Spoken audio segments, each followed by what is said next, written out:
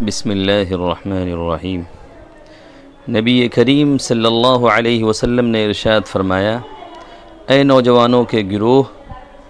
جو تم میں سے نکاح کی طاقت رکھتا ہو اسے چاہیے کہ وہ نکاح کر لے، کیونکہ نکاح کرنا نگاہ کو بہت زیادہ نیچا رکھنے والا اور زنا سے محفوظ رکھنے والا ہے، اور جو نکاح کرنے کی طاقت نہ رکھتا ہو وہ روزے رکھے، کیونکہ روزہ اس کی شہوت کو ختم کر دیتا ہے۔ اس روایت کو امام مسلم رحمۃ اللہ علیہ نے نقل کیا۔ اس حدیث سے پتہ چلا کہ جس شخص کے اندر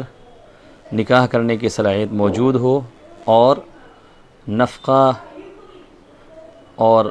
بیوی کا خرچ اٹھانے کی صلاحیت اس کے پاس موجود ہو، اس کے علاوہ وہ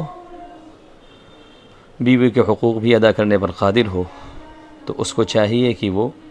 شادی کر لے۔ اسلام کے اندر رہبانیت نہیں ہے، بلکہ اسلام ایک پریکٹیکل لائف گزارنے والا مذہب ہے، جو انسان کو سماج میں رہ کر اور شادی بیاہ کی مصروفیات کو ساتھ لے کر چلنے کا حکم دیتا ہے۔